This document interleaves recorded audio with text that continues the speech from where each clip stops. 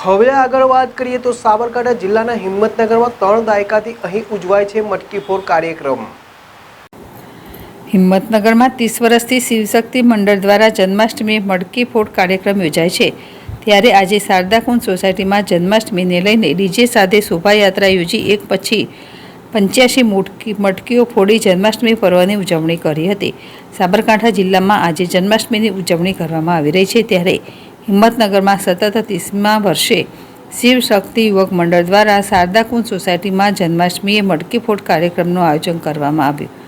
સોસાયટીમાં શિવશક્તિ યુવક મંડળ દ્વારા જન્માષ્ટમીની બપોરના સમયે કૃષ્ણ ભગવાનની આરતી કરવામાં આવી હતી। ત્યારબાદ ડીજે સાથે શોભાયાત્રાનું પ્રસ્થાન થયું હતું, જેમાં શારદાકુંજ, એવન સોસાયટી, લક્ષ્મી વિહાર, રક્ષિત સોસાયટી, સહયોગનગર અને આસપાસની સોસાયટીઓમાં પહોંચી હતી અને લગાવેલ મટકીઓ યુવકો અને બાળકૃષ્ણ બનેલા બાળકોએ મટકી ફોડી હતી। નંદ ઘેર આનંદ ભયો જે કનૈયા લાલ કી નારા સાથે લગાવવામાં આવ્યા હતા। યુવકો દ્વારા પિરામિડ બનાવીને મટકી ફોડનો કાર્યક્રમ કરવામાં આવ્યો હતો।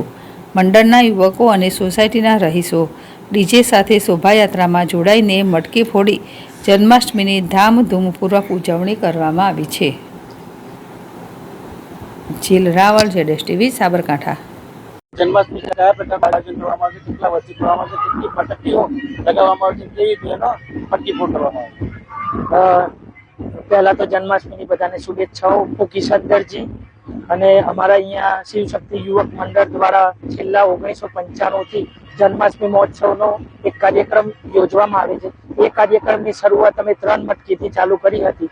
તેમ દર વર્ષે 5, 7, 10 એમ મટકી કરતા કરતા અત્યારે આજના 2025માં અમે 85 મટકી ફોડનો લાઈવ કાર્યક્રમ રાખેલો છે, જેમાં અમારા સહયોગનગર, લક્ષ્મી વિહાર, એવન સોસાયટી અને એવા ઘણા બધા સાથી મિત્રો અને યુવક મંડળના અમારા મેન સભ્યો કૌશિકભાઈ દેસાઈ અને દિવેશભાઈ દરજી, જેઓ આટલા વર્ષોથી જે જન્માષ્ટમી મહોત્સવ સંભાળી રહ્યા છીએ અને અમે વર્ષોથી કૃષ્ણ જન્મોત્સવની આવી રીતના ઉજવણી કરી રહ્યા છીએ।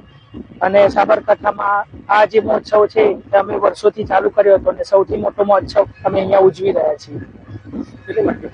અમે અહીંયા આગળ 85 મટકી ફોડનું આયોજન કરેલ છે। મારું નામ છે કિશન દરજી।